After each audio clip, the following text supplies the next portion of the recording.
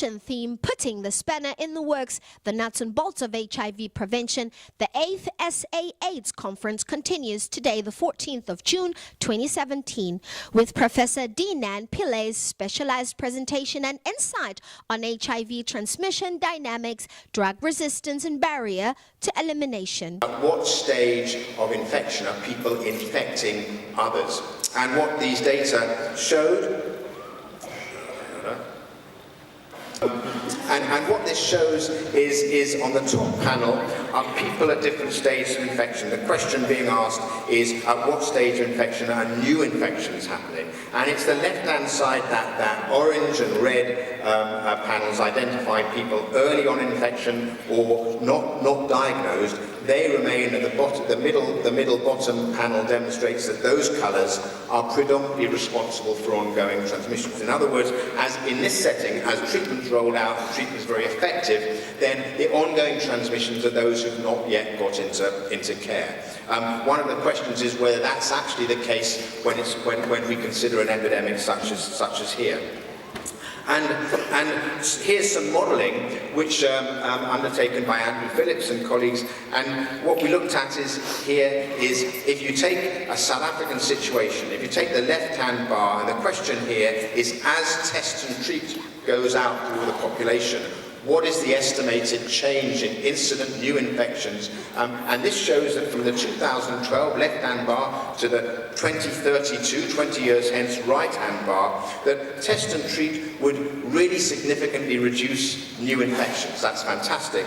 But a third of those new infections would be with drug-resistant virus. Why? Because more and more people are on treatment, but there remain some people who are ineffective, where treatment is ineffective because of adherence and drug resistance, and that will increasingly become the source of new infections. And so we need to really monitor all of that. What we don't want is to reduce in incidence, but nevertheless generate a group of people who remain in some way resistant to treatments that would treat them.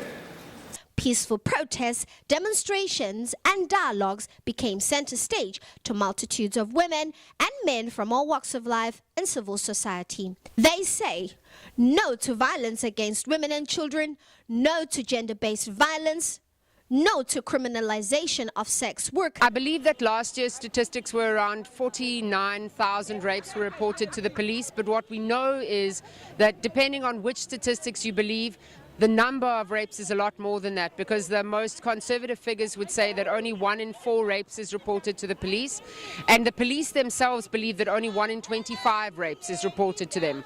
So if you were to multiply the number of rapes, around 50,000, by 25, which is what the police are estimating, you get a sense of the scale of the problem. Girls Act is a program that aims to empower young women by helping them find their agency and express themselves around issues of gender-based violence. We educate them about things like hygiene, menstruation, sexual and reproductive health, gender-based violence, and then ensure that they have access to the resources that they need in terms of pads for menstruation, access to healthcare services, and we have events that are fun for kids, because just having testing events can be very boring. No to segregation and discrimination. Prioritize women-owned prevention tools. We are marching for female-owned prevention tools, and we are marching for decriminalization of sex work. We are marching for no violence on women. We are saying hands off our bodies, hands off our rights, give us what is due to us. That is the message that we say. And we are saying sex work is work. I like to say today we are marching because we are saying enough is enough. There are many young women in South Africa that have been raped, killed and banned. And we don't understand where is this anger coming from. From a perspective when they took the girls in Nigeria, those girls were all brought back alive. But in South Africa, you can't survive 10 minutes alive. They will make sure they have brutally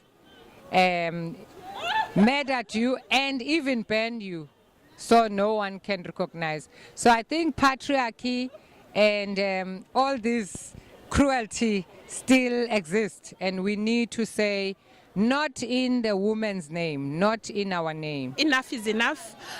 There's a huge role that social media is playing in increasing the awareness of abuse that women are experiencing. But this is not new. So the awareness doesn't mean that this has not been happening. So we appreciate that the levels of awareness are high, but we are saying violence against women and children, it needs to end. We need a political commitment. We need a clear strategy in this country to fight gender-based violence, because without having a strategy and having ways of how we look at indicators of preventing violence, then we're not going to go anywhere. Especially from a law point of view, the onus of proof for rape cases, it needs to change. Currently, we're saying people are innocent until proven guilty. They need to be guilty until they prove their innocence. And also, we need our children to grow up in a safe South Africa, and we know the huge role that women are playing in the community. So women are raising their voices, and the least we expect from, men and young boys is to respect women. We need women, we need boys and men that are going to say, I've never laid a finger on a woman. Yes, we appreciate initiatives where you see that men are changing their behaviors, but also we need to hear men that say, I've never laid a finger on a woman and I will never. I think the other biggest problem is how we socialize our kids, because basically men are being socialized by women to become men. And we need father figures in our communities to really come together to be able to raise responsible boys. And men who will understand that a no means no. And in a way in which, whether it's in a sexual relationship, because that's where it actually starts. The saying of boys will always be boys makes them get away with murder. And it's a problem because we socialize our boys to be violent without us even being able to see that that's what we're doing. The minute you say boys are blue and girls are pink, that's where also the problem starts. So socialization in our families needs to change and take a different shape, because that's where it actually starts. It really thrills me to see a woman here gathered today to say, what, enough is enough. Because women, as women, we are very special, and we appreciate the fact that even boys realize it, because we are here today and we have boys joining us, which means that they appreciate the fact that we are women, and they are supporting us as women. So I'm really glad to see what is happening today. No woman is gonna die ever again. Action level ground to the International Convention Center to hand over the Memorandum of Understanding or demand to the Department of Health and Justice. More demonstrations of desperation by women through means of a die-in scene took place as they depicted the lives of those who died in tragedy. Gender-based violence is actually one of the catalysts and the perpetuators of HIV and AIDS in South Africa. Looking at the rate of how many women are being killed each and every day, that is alarming. But then particularly if you look at the National Strategic Plan, the NSP that we've just launched, but also looking at the Provincial Implementation Plan, we need then to start to look at also how are these particular plans going to translate into real action, also to capture what is actually happening. If you date back in 2002, 2003, the face of HIV was women. But today then the HIV have actually redefined itself to younger women, which in the ages of 14 to 24, that is most vulnerable people. But then if you look at everything, what the issues that are underlying, we totally neglect the women cry. So whatever strategy that we're coming up with need to start to look at truly how can we cap the spread of HIV, and also how are we empowering women at large. Specifically, KwaZulu-Natal is one of those provinces that with a high prevalence of rate of HIV, but at the very same time with a lot of challenges around the issues of women again when it comes to gender-based violence. They are, most of the things that are worrying, lot of cases they are actually not being reported. But then that part says also we are not empowering our women sufficiently. We now move on to our demands that we as women are demanding. Women therefore demand the following: female condoms to be made available.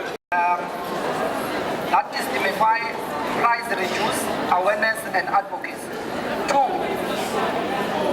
Respect and equal treatment by everyone, everywhere and at all times. 3. Freedom from judgment and decriminalization in our personal lives and when accessing healthcare and other services. 4. Access to safe and reproductive health services. 5. An end to the denial of ARVs upon missing appointment. 6. An end to a humiliation by healthcare workers. 7. The right to privacy and protection. 8. Non-disclosure of HIV status. 9. Integrated health services. Which is Babuna about one-stop shop.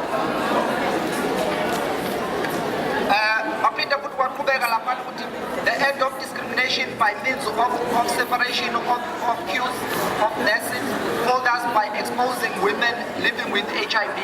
An end to receive HIV testing for pregnant women to those in need of contraceptives. Another one, a change in attitude by healthcare workers during the monitoring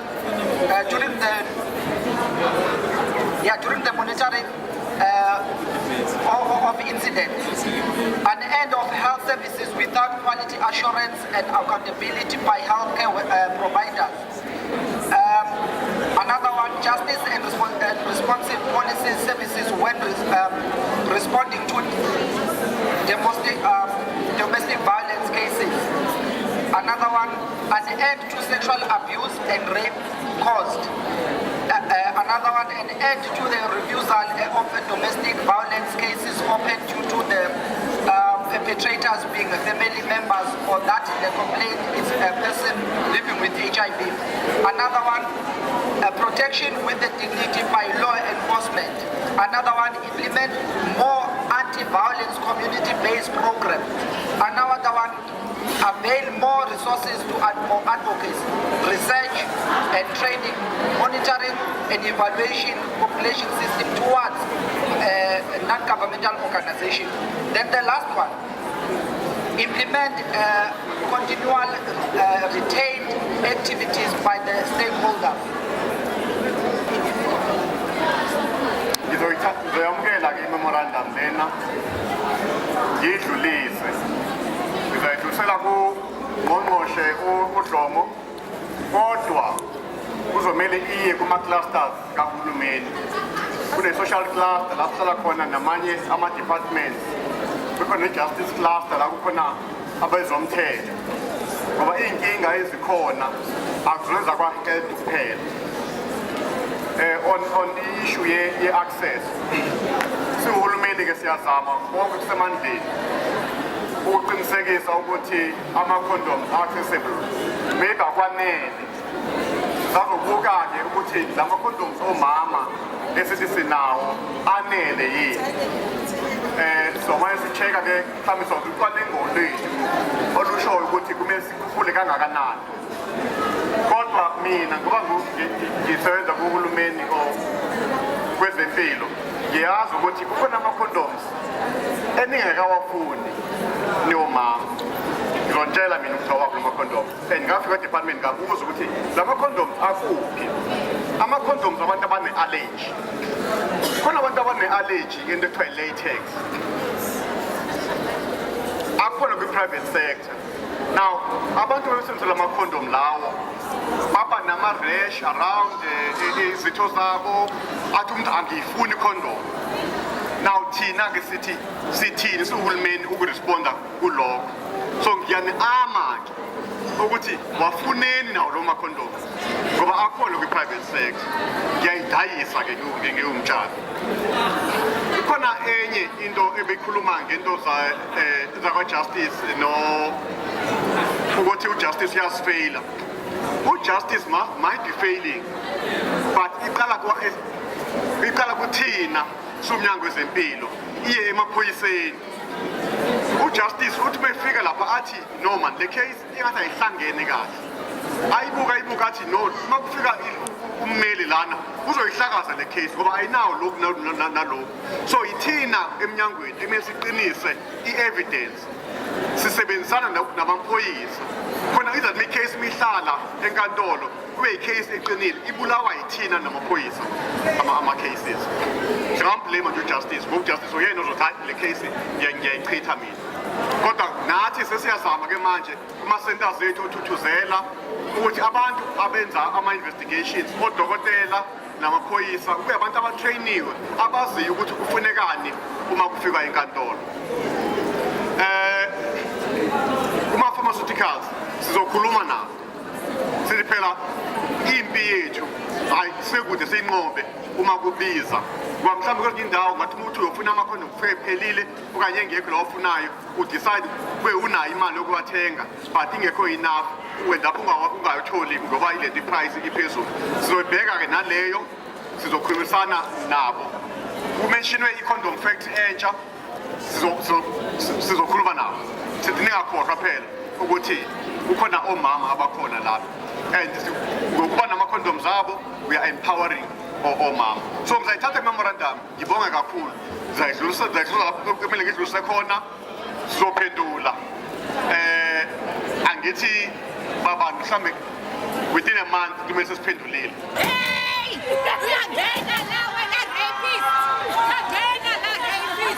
Cassia Qulu, CWTV, Durban.